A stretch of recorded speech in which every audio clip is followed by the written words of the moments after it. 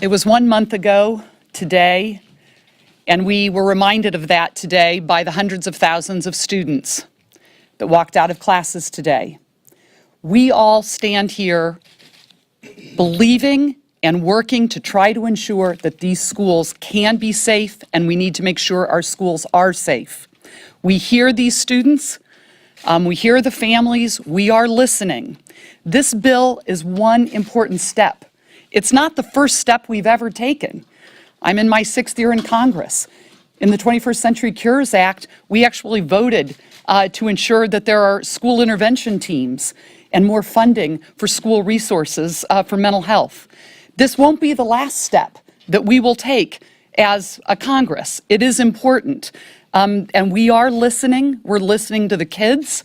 We're listening to their families.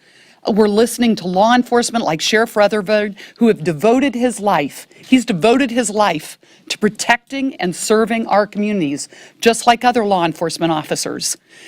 But what I read in my paper this morning was a new movement called Walk Up, Not Just Out. And what Walk Up is about, it's about students walking up to those other students in school who might be alone.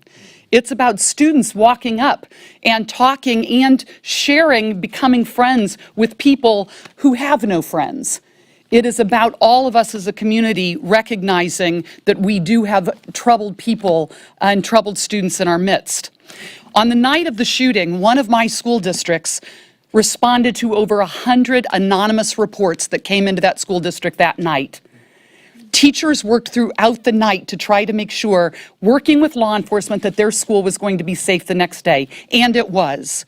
This bill focuses also on improving and increasing the number of anonymous reporting systems that are out there. It's just one thing among many other good things that are in this bill. I want to applaud Sheriff Rutherford and our colleague Representative Deutsch for introducing this bill 1 week before Parkland happened.